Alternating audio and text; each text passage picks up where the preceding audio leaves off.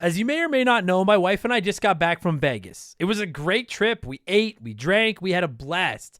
But then we got home and looked at the credit card, and I gotta say, it doesn't matter how much fun you're having, $25 for a drink is a ripoff. Frickin' Vegas.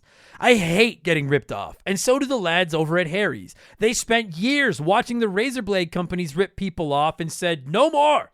Not all heroes wear capes, my friends, and they want to prove that they're legit by offering you hot dogs a $13 trial set for just $3 at harrys.com/RTG. I've been telling you about them for months, and I'm genuinely proud to have Harry's as a sponsor of this show. I wasn't kidding. The plastic, futuristic-looking crap razors you get at the store are overpriced and they're poor quality. Harry's blades are crisp, clean, and classy. They're the kind of razor you'd expect your grandpa to have on his bathroom counter. And most importantly, they work. Shave after shave, they're so smooth, they're precise. I used to go through the crappy store blades all the time, but Harry's are built to last. And they're not just better quality than the other names, they're more affordable. And they deliver. Just set your schedule, and for as little as $2, new blades, shaving creams, lotions, everything you need, right to your door when you need it. I genuinely cannot think of a reason not to try Harry's.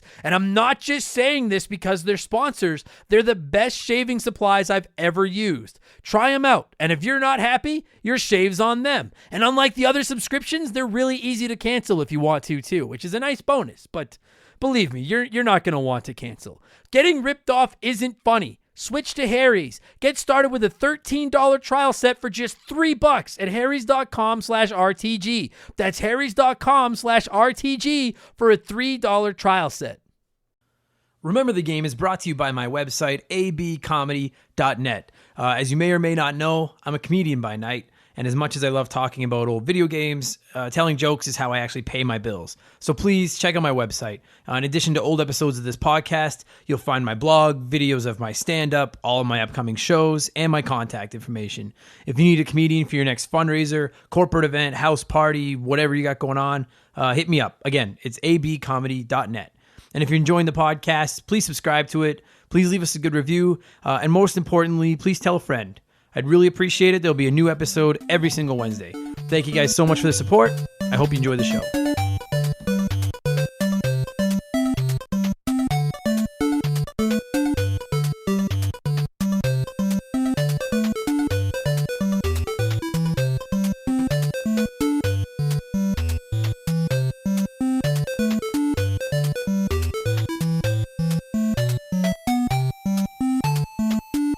What's up, everybody? Welcome back to Remember the Game, my retro gaming podcast, where every week a buddy of mine and I sit down and geek out about a game from back in the day. My name is Adam Blank. Thank you so much for listening. This week for episode 38, the original guest on this podcast from all the way back in episode 1, my pal Chris is here, and we are looking at StarTropics for the Nintendo Entertainment System. Kind of a forgotten gem. And I say that in quotations because gem could be a loose term. A forgotten game for the NES. A good game on the NES, frankly. Nintendo just rolled this one out on the other online service for the Switch. So I've been playing with it on there. First time I've played this game since I was probably about 10, 11 years old. And it was, I'll tell you, like it's definitely got its flaws, no question. But the nostalgia that came with this game was fucking awesome. I grew up in Calgary until I was 12 years old. And my pal Chris lived across the street from me, and he owned StarTropics. And we used to go over there and just play it, thinking we could beat it, which now, having played most of the way through it over the last week on my Switch, I know was never going to fucking happen. But just the music and the gameplay, you know, and just like, it's just nostalgia, man. That's one of my favorite thing about retro gaming is the fucking... just those, it just flashes you back to being a kid, you know? And this game is funny, too, because, like, playing it, like, you didn't know back when these games came out. Like, this game came out in 1990, and I probably played it in, like, 91, 92. And you just didn't know how hard a game was going to get or if you were going to get stuck somewhere. We didn't have the... So for anyone that doesn't know, and we get more into it when I get into the podcast with Chris, this game has like a legendary little thing with it where the actual game itself shipped with like a note, like a letter from the main character's uncle, and you had to put that letter, the physical piece of paper that came with the game, in water to reveal a secret code that you had to enter near the end of the game to get to the final level. And we didn't have that code, so we would have been fucked had we got that far, because there was no internet or anything to look shit up back then. We just never got that far, so it didn't end up being an issue. But we couldn't look up where to go, like where's the secrets, where's the walls, you know what I mean? Like, it's this game, there's a few instances where you might get stuck if you can't look up where to go. And in the early 90s, there was no internet to look up where to go. We would have just been boned. Luckily / unluckily for us, it was too hard for us to ever get to one of those points anyway. So anyway, it's been fun. It's been rad playing it again. It's really a forgotten game and a forgotten series. I know there's a sequel for it on the NES as well, and then that's it.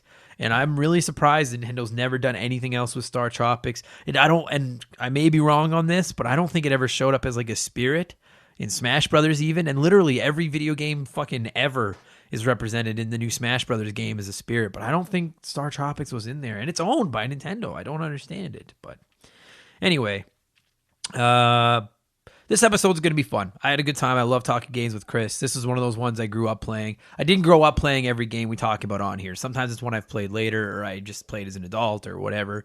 But this is one of those ones that just, the music, everything just fills me with those nostalgia, feel-good feels, you know? Quickly, I'll get my plugs out of the way. If you're on social media, we'd love a follow. We're on Twitter and Instagram. Probably more active on Instagram these days, but we're on both. You can find us at Member the Game. It's just like Remember the Game without the RE at the front. Anyone that follows us will instantly follow back. I'd love to talk to you there. You can also find our website. It's rememberthegamepodcast.com, and there'll be links to all our podcasts on all major services, including YouTube there. There's blogs, there's posts about each game, blah, blah, blah, blah, blah. We're at episode 38. You know, so if you're new to the show, thank you for checking us out. We have got a crazy good back catalog of episodes for you to look at. You know, there are some of the greatest video games of all time we've talked about on here. So, and I notice that every week when I log in and check our download numbers and stuff, you know, like I'm just looking at our top 10 episodes downloaded in the last 30 days right now. At number 10 is Super Mario World, which was episode 1.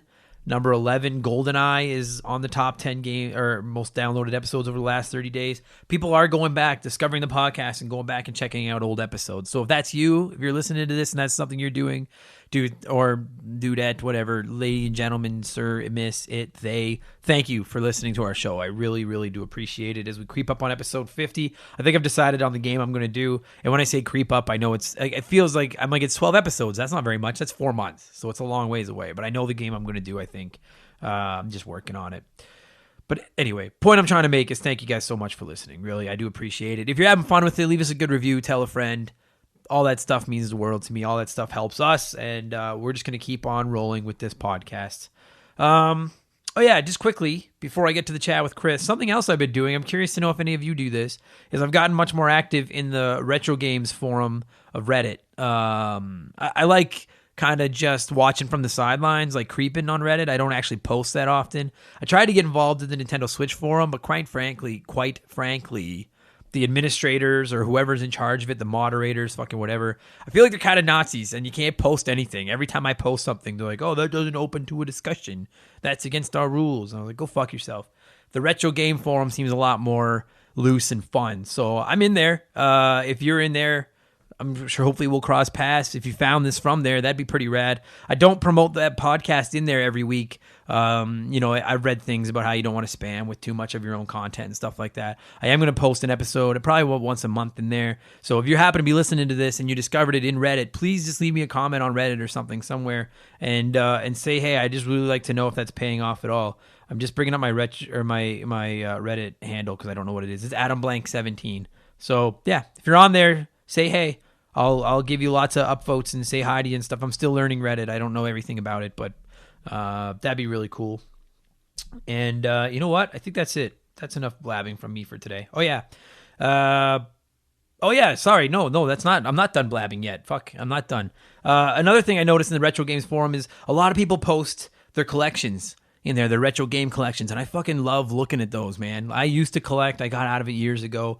I get my retro gaming fix primarily from online service, and I don't necessarily mean ROMs, but online services like Nintendo Online, Virtual Console, stuff like that, and stuff like the classic consoles, the NES Online, the SNES Online.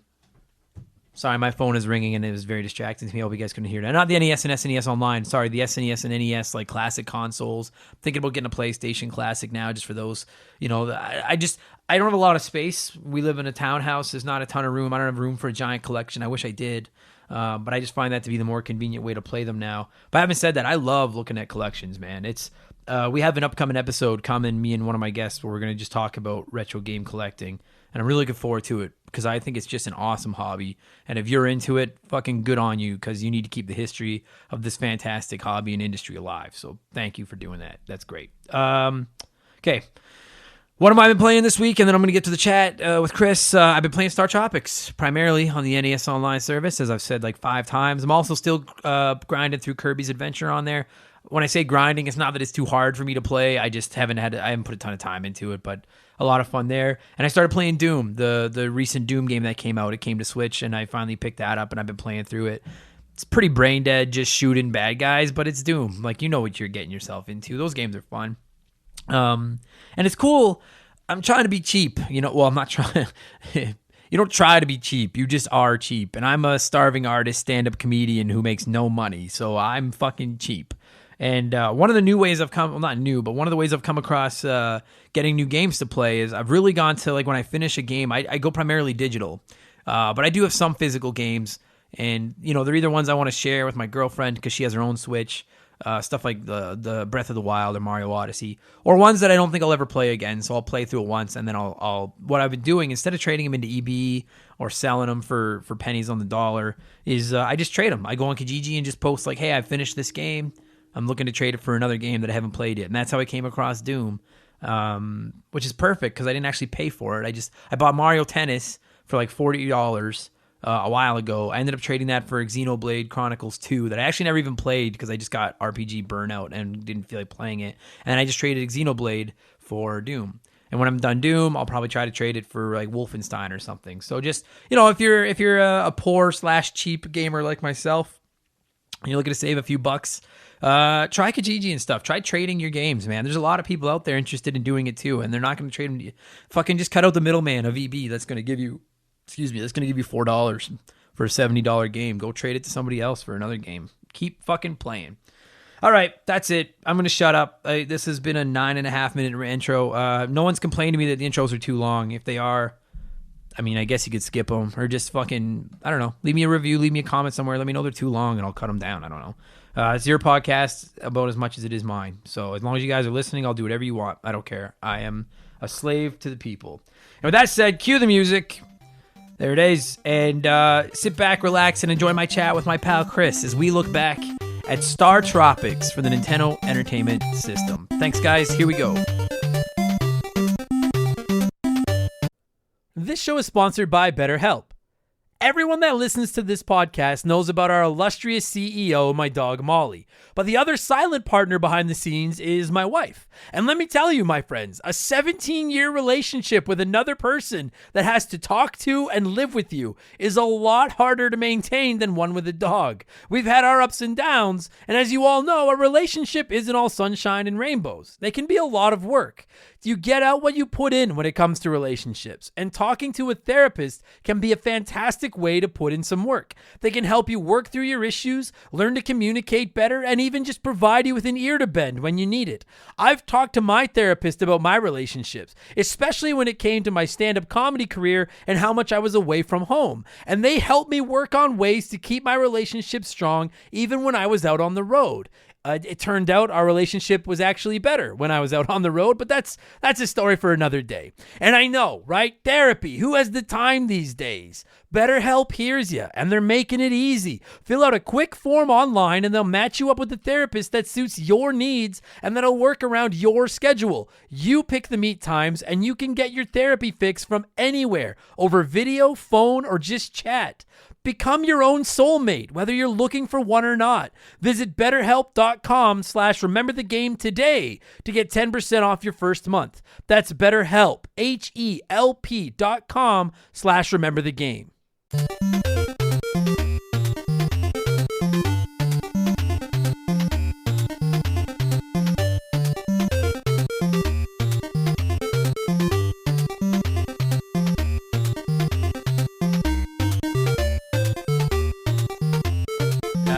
of all, welcome back to the podcast. The original guest of this show. He's been back a couple of times, all the way back in episode 1, my buddy Chris Hebert. I'm back. How are you doing, buddy? Good. How you doing? I'm great. I love that we're recording an NES podcast and you're wearing your PlayStation shirt.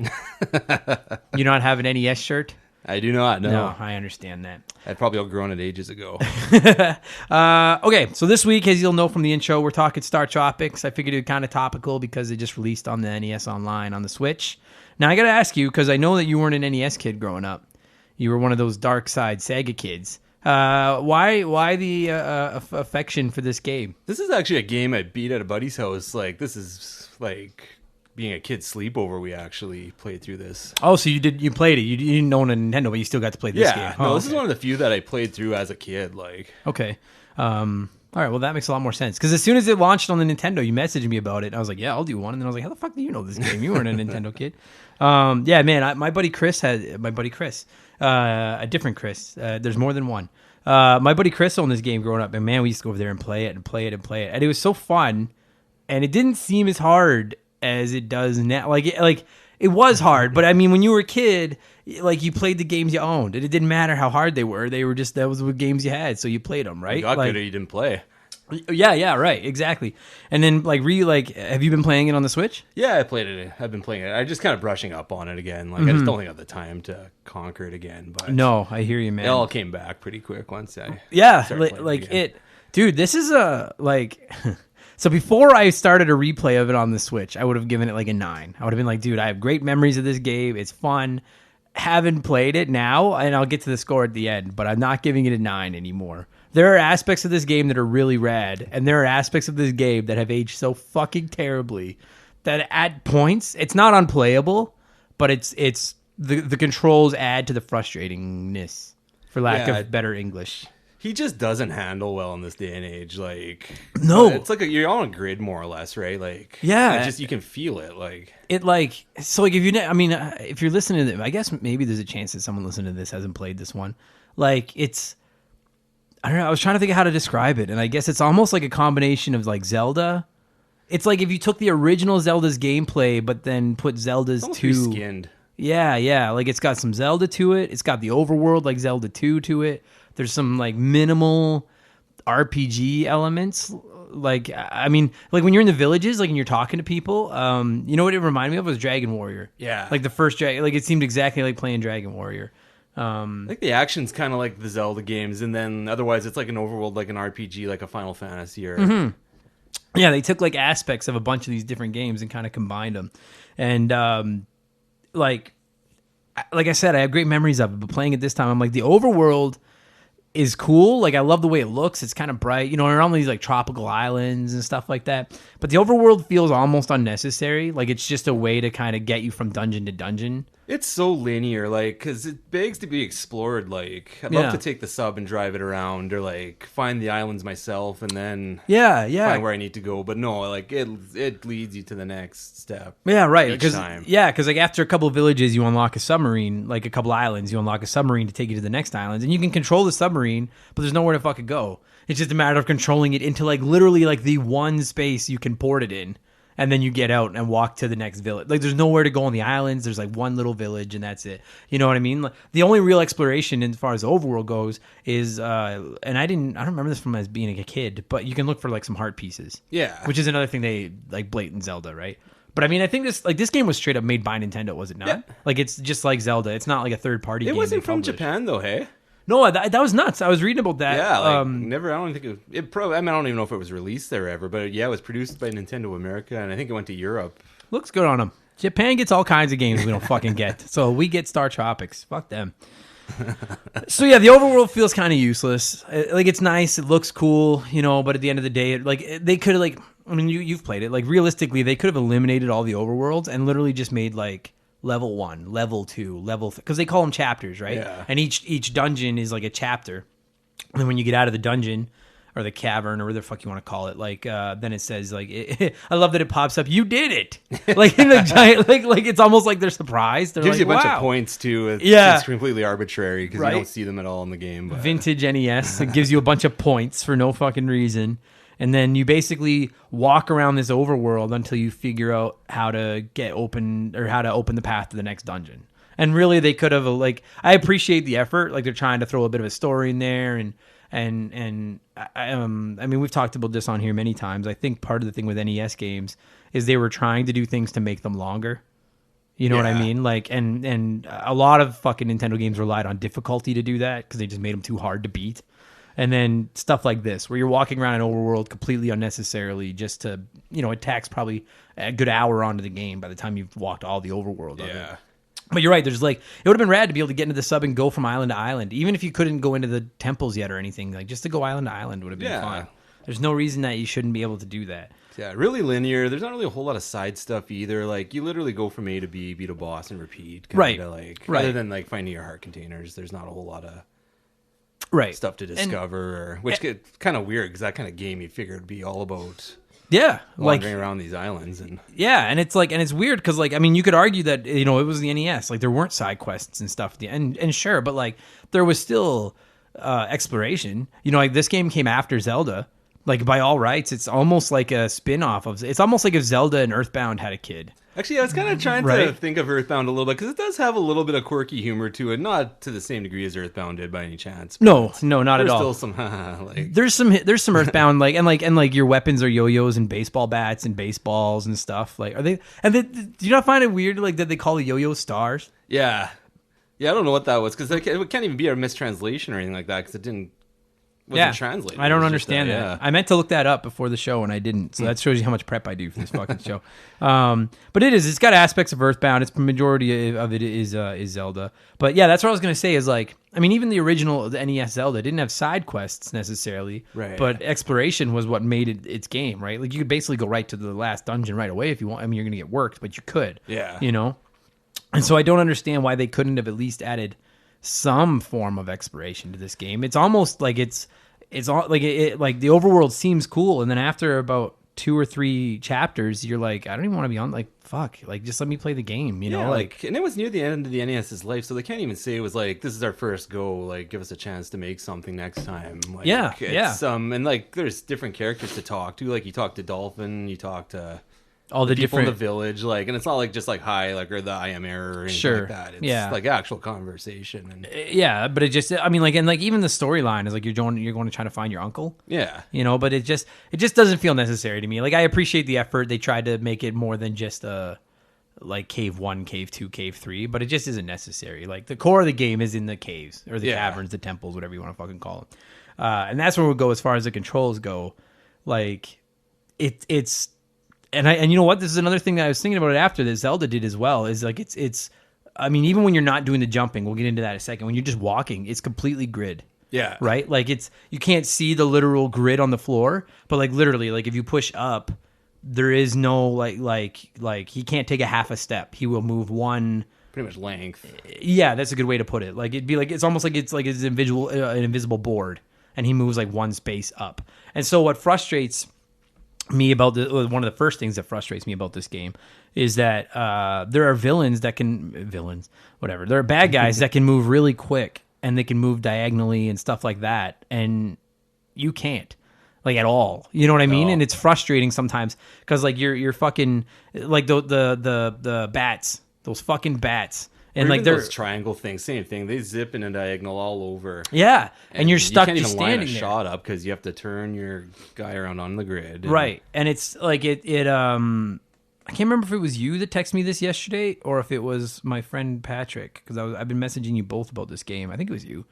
But because I got to the spaceship, which is the end of the game, and I was just getting fucking angry. And you were like, is it NES hard or is it cheap or is it design hard? And I was like, I think it's both. But it just as you go, the first couple levels aren't even hard. I think the first couple of temples in that game are pretty easy.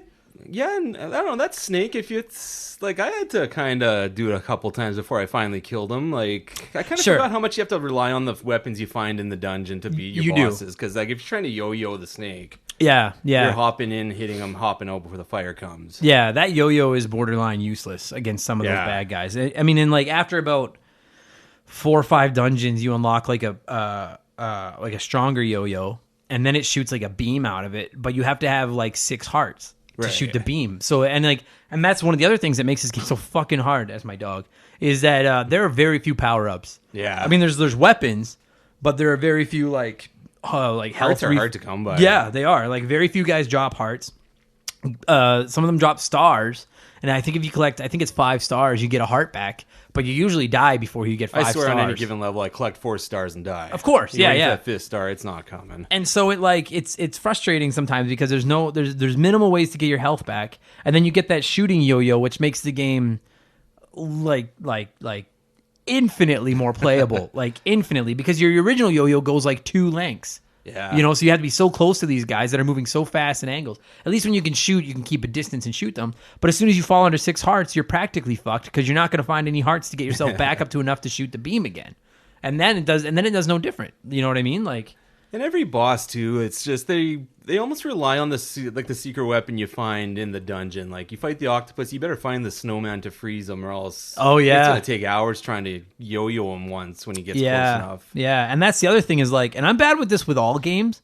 This game is one of them. Like I'm always, oh, there's my girlfriend, Shaylee. You want to come on the show, Shay?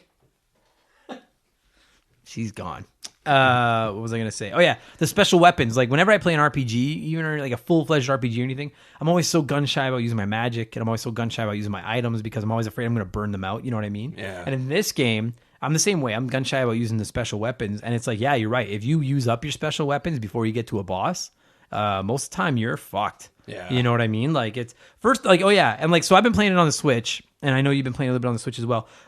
Massive props to anyone that not only has, like, forget beating the game, anyone that got to the spaceship, which I believe is the last level. That's as far as I've ever gotten, without using save states.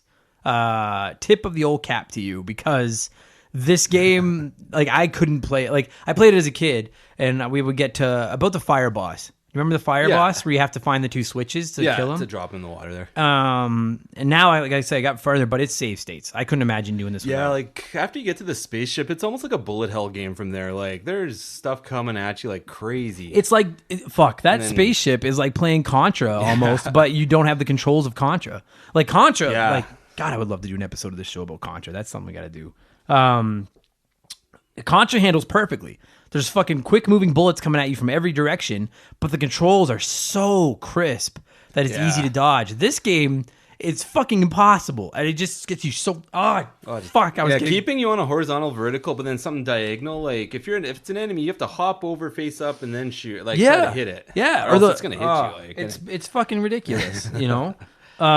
Whereas, yeah, you're right. Some of the bosses, like that boss with the snowman, if you didn't have the snowman, I can't imagine how you fucking beat him. Or even like the Cyclopses, where like if you get the stars, you can hit the wall and they just split off, right, and nail them. Like I don't know how you do that without them, dude. Yeah. Like, there's no way you can get up to yo-yo them. So I don't have an instruction book. Like I've just been playing on the Switch, and yeah, one of the power ups you get in one of the last levels of the game. Because that's another thing is the fucking power ups don't carry over. No, you know, if you don't use them up at the end of the dungeon, they're gone. And I may be wrong on this, but I don't think I am. One of the most valuable items in the game is potions. And you can only find them like 3 or 4 times, but they give you back like 6 hearts or 7 hearts or something. But I think if you die, you lose the potion. Yeah, when you die, you lose everything. You lose... Yeah, and you can't get the potion back. It's like... Oh, and then that first level, you remember that too, right? Like you get a potion, and then there opens the room to the north, so you go to the next one, get another one. Door opens to the north, you go and you hop in the water, you die, you lose your potions. Oh, dude, That's the biggest middle finger from Nintendo, I think, ever. There is nothing worse in a fucking video game than death by trial and error. You know what I mean? Like, unless the game is like, there are certain games that are designed like that. And like, what I'm thinking of is like, I don't know if you ever played 1001 Spikes. No. I think it's what it was called. Or even Celeste. Yeah. Which, if you haven't played, if you have a Switch, is the most perfect 8-bit platformer maybe ever made. But that game, like, you die, or like Super Meat Boy is another example. You die constantly, and every time you die, you learn like, okay, next time I got to jump here, or I'll die again. But that's designed that way, and that's okay. StarTropics has a couple of times, where you fucking like, cause like it's again taking another ode from Zelda. When you're in the dungeons, you basically go like room to room. You get the odd room that's big. That scrolls with you, but for the most part, like you go through a door Excuse me. I shouldn't drink beer when I'm doing this. I get the burps. I'm drinking beer at fucking 12 o'clock on Sunday afternoon. Happy St. Patty's. St. Patty's Day. So you jump from room to room, and as you jump into the next room, then it loads for you, right? And yeah, there's a couple of times where you fucking jump into a room and then there's nowhere to land, or there's either nowhere for you to land and you just die, or you land on a platform that disappears as soon as you land on it. So if you're not ready to like jump again, you fucking die. And that's so goddamn cheap. And like you said, in that one, you fucking StarTropics. Here we go. You get a potion and you're so excited and you get all these power-ups and you're like, all right, let's fucking go. And then you jump into this room and there's nowhere to land and you just die and all the power-ups are gone. You land right in the water, and there's skulls on the screen to make it look like you're not the first person that's died. Like, it's just a massive troll job. You fucking like jack-offs at Nintendo of America, whoever designed this. See, that's why they didn't get to make mini games.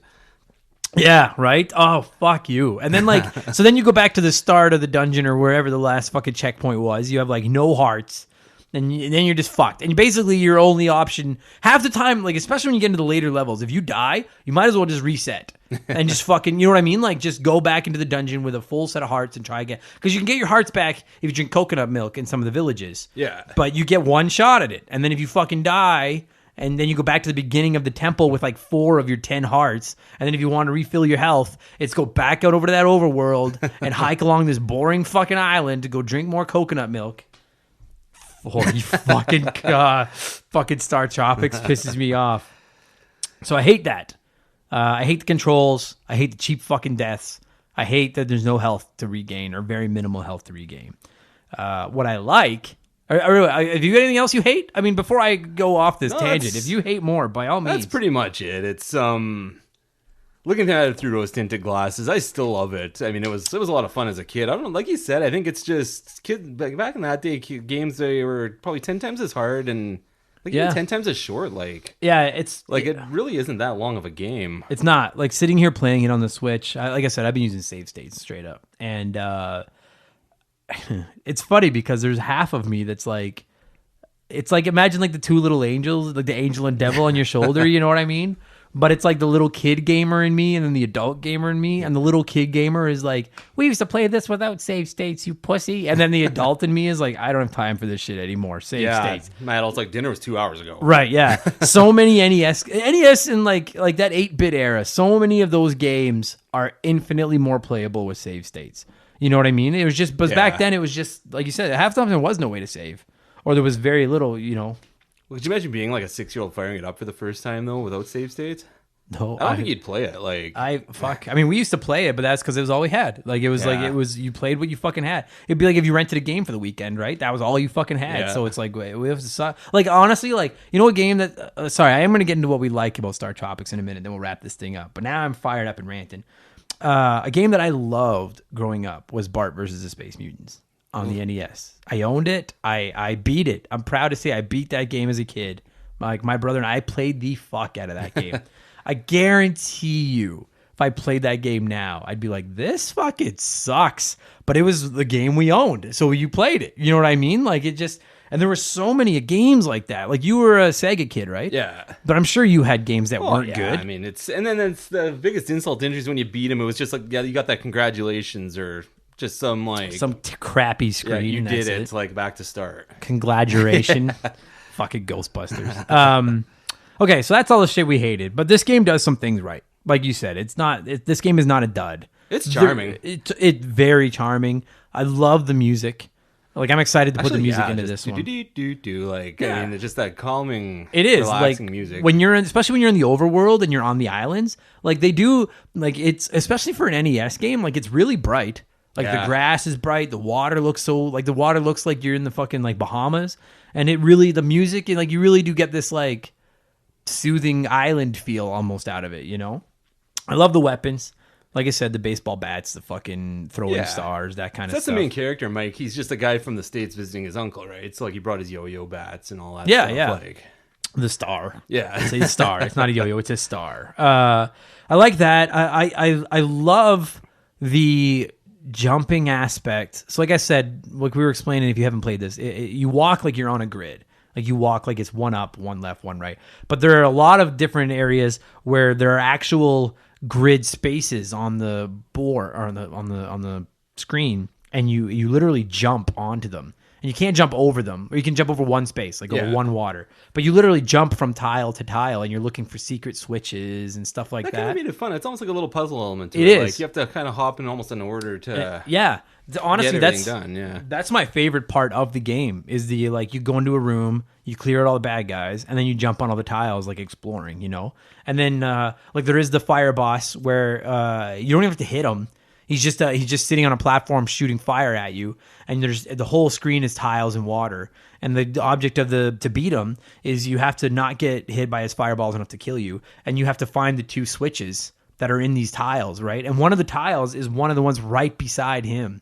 So one of them is up in the top, like, left corner. It's easy to get to, and that frees up, like, that unplugs like half of his platform.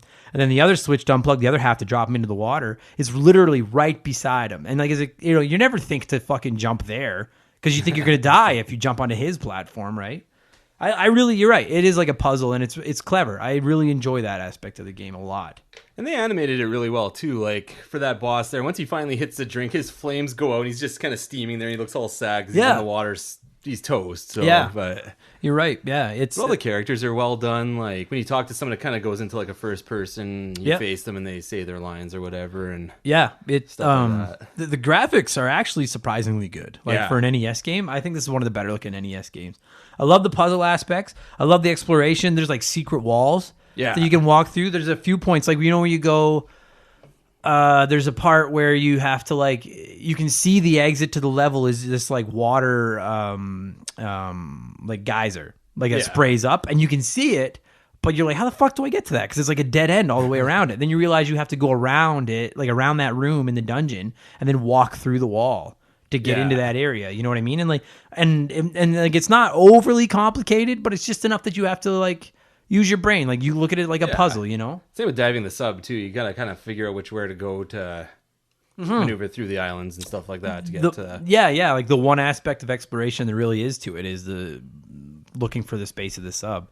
It just sucks that, like, there's literally nowhere to go except looking for the one space to move you to the next area. There's no other, like, exploration at all. So I really like that. Some of the bosses are pretty cool. Some of them are kind of cheap, like you said, but I enjoy that part. And then it has a secret code. That was the coolest, maybe not coolest thing if you ever lost the damn thing. You're right. So, like, one of the most famous... I'm trying to think of the word. Would you call it like a novelty gimmick? I think it was... Yeah, I guess it really was a gimmick, wasn't it? Right? So one of the most famous, for lack of a better term, gimmicks in gaming history is Metal Gear Solid, where you're fighting Psycho Mantis, and you have to unplug the controller from port 1 and put it into port 2, because he's reading what you're doing, and so you have to go to port 2 so he can't read your mind anymore. I feel like this is like the original version of that. I know it's not as clever as that, but what they actually did, and I have to assume they did this to try to avoid... try to get people to buy the game brand new, right? Because, like, you could rent it or buy an old copy and be fucked if you don't have the manual. The manual came with, like, a letter from your uncle, I guess is what it is. And you literally have to dip this piece of paper in water. The game tells you to do this, like, dip this letter from your uncle in water, and then it'll reveal a 3-digit code that you have to punch into the sub to get to the next level. And, like, obviously in today's world, it's completely pointless because in 3 seconds I googled it and found it. And, like, some people pointed out that Nintendo may never release this game on, like, a virtual console or something because of that, and I'm like, I have to assume if you're tech savvy enough to download a game on your Nintendo console, you're tech savvy enough to Google what the 3-digit code is, because I don't think Nintendo has actually said what the code is anywhere. Did they? Like, I had to Google it. They put it in Nintendo Power, I think, back in the day. Right, but I mean, like, with the re-releases on Virtual Console with this. But, I mean, it's almost a given where you get to this, you're going to get frustrated. Where is it on Google, right? You're going to Google it, yeah. So you Google this you back in the fucking 90s or whatever when this I haven't looked up the release date. I think it was 1990. It sounds like a 1990 game. Like, it seems to me like it would have come out around like Kirby. Yeah. Like near the end of the NES. At the tail end. Yeah, it came with a piece of paper, and you had to dip it in a glass of water. And like, dude, can you imagine if like you fucking rented this game for the weekend back in 1990 and got to that point, and then we're fucked because you didn't have that piece of paper? Well, imagine you bought the damn game and your mom throws the box out with the paper. Yeah, in it. You're screwed. You're done. Like because we used to throw all our boxes out. Right? It hurts my heart now, but yeah, of course, right? And like, yeah, can you imagine? Like, because there was no way. The only other way I guess you would have done it would have been to like call that fucking power line. Yeah, maybe that's where it was. Just to call the 900 line and get the calls. Pay $20 to find out what the 3 codes are. I think that's clever though. I like it. You know what I mean? Like it's fan service. Like I like the idea they put this piece of paper. Like it's a letter from your uncle, and it looks like one. It's not just a like Nintendo blank piece of paper with just dip this in water or anything like that. Like, I think it reads like he actually wrote it. Yeah. It's stuff like that. So it's cool. Are you surprised they haven't done anything with this franchise and fucking? I didn't know for the longest time there was a StarTropics 2. I didn't either. Have you played it? No. I actually watched some YouTube video of it, and it looks like it's more of the same, but it looks like it's... I'm going to try it. Like I have it on my... I honestly don't even know anything about it. Really. Me neither. No, me neither. But that's it, you know? Yeah. And like you said, like the original one came out near the end of the life cycle, I believe. I mean, there's a slight chance we're wrong, because I didn't do my homework, but I have to imagine this came out near... The graphics are too good for this to have been an early NES game. You know, like, and that's one of the things too, is like, I feel like the NES absolutely deserves its place in history for what it did for gaming. But I also think there's a lot of games on that system that haven't stood the test of time. No. A lot. More than Sega ever had with the Master System or anything by far.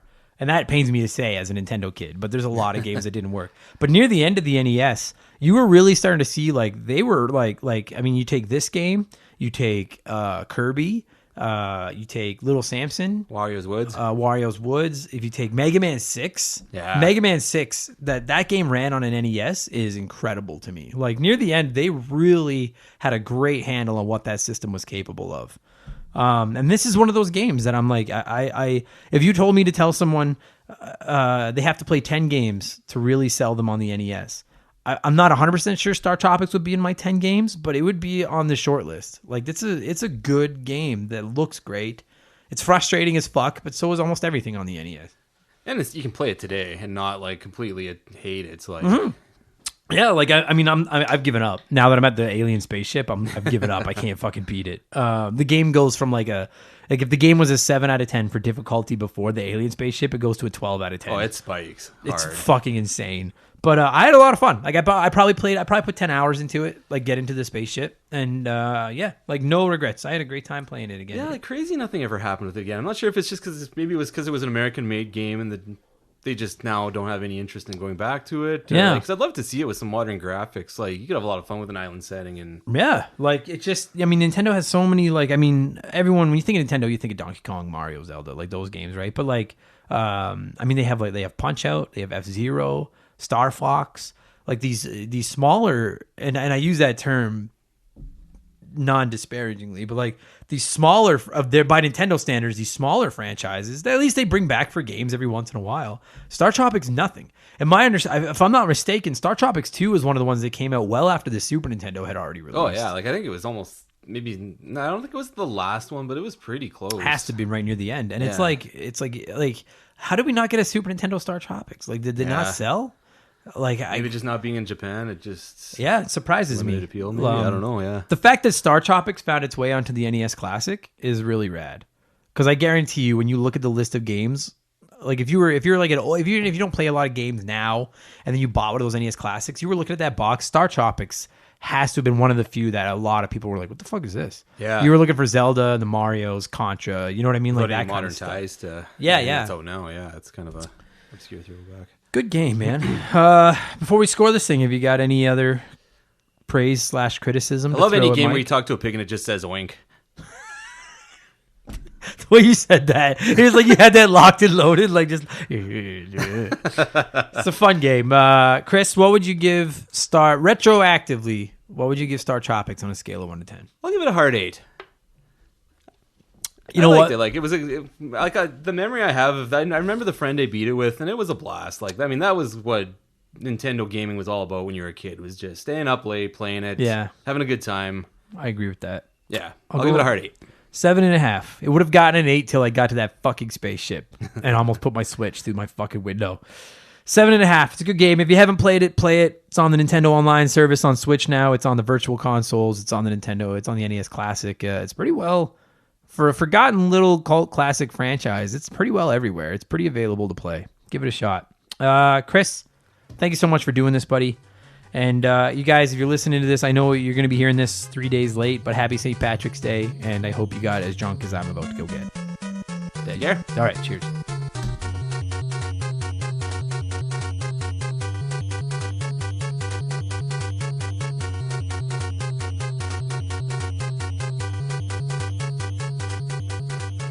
That's going to do it for this week's episode, everybody. Thank you for listening. Chris, my good friend, thank you so much for coming over and getting day drunk with me and recording a podcast. Much appreciated. You guys, like I said at the end of that episode, if you haven't played StarTropics, check it out. It's available on everything. It's cheap. It's fun. You probably won't beat it, but it doesn't matter.